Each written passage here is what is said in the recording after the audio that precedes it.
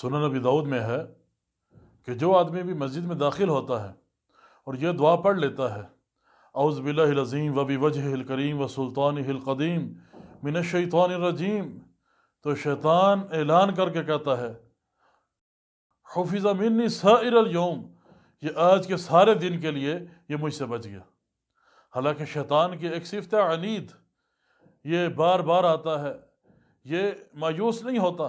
ایک حملہ اس کا ناکام ہوتا ہے دوسرا حملہ کرتا ہے، لیکن اگر یہ اعلان کر دے کہ مجھ سے یہ سارے دن کے لیے بچ گیا تو یہ اللہ تعالیٰ کی طرف سے بہت بڑی نعمت ہے۔ تو تمام بھائیوں کو یہ دعا یاد کرنی چاہیے اور جب بھی مسجد میں داخل ہوں یہ دعا پڑھنی چاہیے۔